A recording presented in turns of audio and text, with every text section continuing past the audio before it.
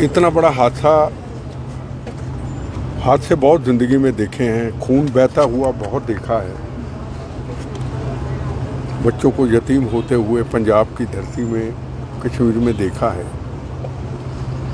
पर इनका वाक़या एक अलग था कि 4 दिन पहले शादी होती है और उसकी आंखों के सामने उसका पति शहीद हो जाता है। किसी का पिता चला गया, किसी का पति चला गया, किसी का बेटा चला गया। आज के दिन मैं यही कहना चाहूँगा हिंदुस्तान के देशवासियों को। हम कई बार कहते जंग कर दो, हम कई बार कहते पीओके पे, हम भी कहते हैं पीओके पे हमला कर दो। देखो, कहना बहुत आसान है। हमें हर चीज़ आज हिंदुस्तान के प्रधानमंत्री नरेंद्र मोदी जी के ऊपर छोड़ देनी चाहिए। उनके लिए राष्ट्र प्रथम है, जैसे जवानों के लिए राष्ट्र प्रथम है, उनके लिए राष्ट्र प्रथम है। तेरा वैभव अमर रहे, माँ हम दिन 4 रहे ना रहे। बस हमें हिंदुस्तान के लोगों को, दुनिया में बैठे सच्चे भारतीय को आज इजरायली की तरह एक सच्चे भारतीय बनना पड़ेगा। इजरायली की तरह। मैंने इजरायली के अंदर जब गांजा की जंग हुई, मैंने दिल्ली के अंदर को ऐसे स्टूडेंट देखे, ऐसी बच्चियां देखी, बेटियां देखी जो डॉक्टर थी, कोर्स करना आई थी।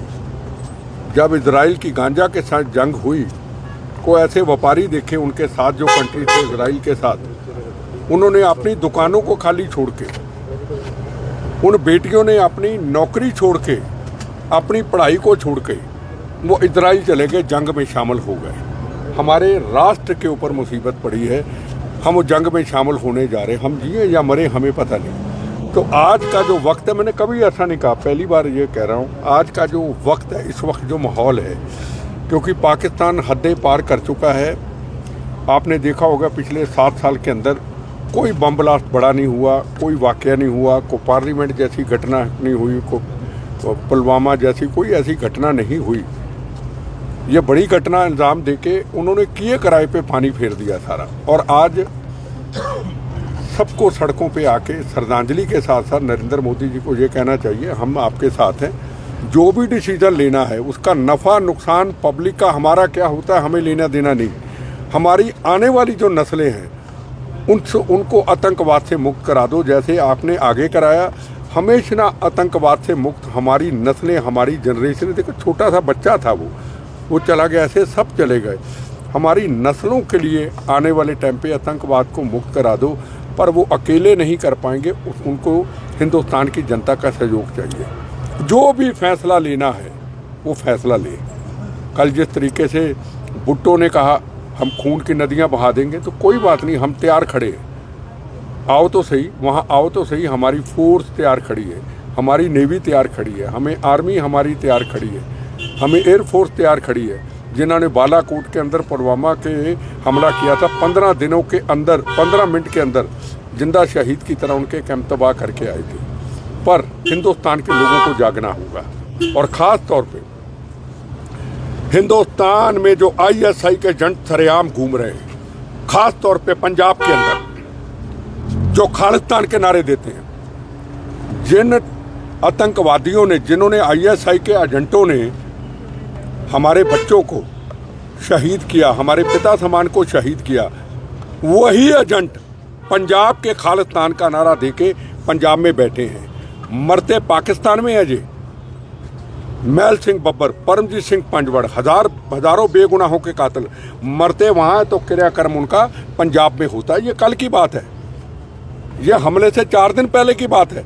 और उनको बड़े बड़े धार्मिक लीडर, धर्म के ठेकेदार उनके गले में, उनके परिवार के गलों में परने परवासर रुपये पहनाते हैं और कहते हैं ये योद्धे थे। ये ISI के एजेंट नहीं है। अगर ये ISI के एजेंटों ने आके बेगुनाहों का कत्लेआम किया, बहनों के सुहागों को जाड़ा, बच्चों को यतीम किया, किसी का पति चला गया, किसी का बेटा चला गया, किसी का पिता चला गया, और ये ISI के एजेंट नहीं है। खालिस्तान के नारे देने वाले, दुकानदारी चलाने वाले और पाकिस्तान के टुकड़ों पे पलने वाले कोई बब्बर खालसा नहीं है, कोई खालिस्तान कमांडो फोर्स नहीं है, कोई खालिस्तान जिंदाबाद फोर्स नहीं है। नाम इनके खालिस्तान कमांडो फोर्स है और है इनके पीछे आईएसआई। आईएसआई का जो भी व्यक्ति, जहां अभी मोदी जी ने ऐलान किया ना, पाकिस्तान वाले पाकिस्तान जाएं, हिंदुस्तान वाले हिंदुस्तान आए, पर अगर आईएसआई के एजेंट सरेआम और खास तौर पे सोशल मीडिया के चंद लोग पंजाब के अंदर जो पाकिस्तान के चैनल चलाते हैं, पंजाब के अंदर पाकिस्तान के चैनल चलाते हैं, मैं उनको साफ तौर पे कहूँगा इन पगड़ियों का अब अपमान करना बंद कर दो। बहुत अपमान, ये सिख कौम मानवता की रक्षा के लिए सजाई गई, इस देश को आज़ादी लेके दी इस सिख कौम ने, उस सिख कौम को बदनाम ना करो।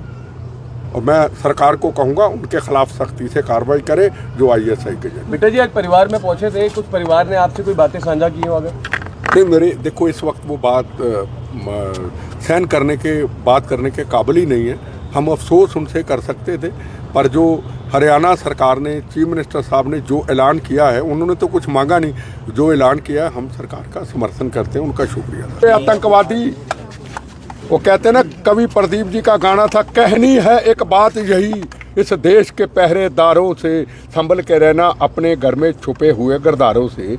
ये पंजाब में अभी आपको बताया यार, 5 दिन पहले 6 दिन पहले की बात है यार, पाकिस्तान में मरते हैं बीमारियों से और भोग इनके वहाँ पड़ते हैं, और बड़े बड़े धर्म के ठेकेदार उनके गले में पड़ने पर कहो तो इनको तकलीफ होती है। क्यों ना कहें, भारत के साथ गद्दारी नहीं, मातृभूमि के साथ गद्दारी नहीं। पहले 36,000 बेगुनाहों का पंजाब का कत्लेआम हुआ, 19,000 हिंदू भाइयों का कत्लेआम किया, हम फिर वही रट लगा बैठे। किसान आंदोलन होता तो चले जाते दिल्ली के अंदर तिरंगे झंडे का अपमान करने के लिए। क्या यार, क्या ये मजाक क्या है? सिख कौम की इज्जत की कौम है, उसको क्यों बदनाम करते हो? क्यों सारा सिख समाज इन लोगों के खिलाफ खड़ा नहीं होता? हिंदू बोलेगा तो फिरका परस्त है, हिंदू बोले तू नफरत फैलाने वाला, हिंदू बोले तू आरएसएस, हिंदू बोले तू बीजेपी, तो मेरा सरदार भाई को सड़क पे बोलेगा ही नहीं। ये गलत बात है बिल्कुल। मेरे से पूछो मैं कौन हूँ? जिसने गोली मारनी मारे, जिसने 1000 गाली देनी दे, पहले भारतीय फिर सरदार हूँ। जिसने बम चलाने चलाए, पहले भारत पे नाज है मुझे अपने गुरुओं के गुरु गोविंद सिंह की धरती पे नाज है। यहाँ आते हैं करनाल के अंदर सिमरनजीत सिंह मान भगत सिंह को आतंकवादी कह के चले जाते, और आप पत्रकार उनको कुछ कहते नहीं। पकड़ो उनको उसी वक्त जो भगत सिंह को आतंकवादी, आपकी करनाल की धरती पे आते, ऐसा नहीं। और करनाल के लोगों को हाथ जोड़ के कहूँगा सड़कों पे आए।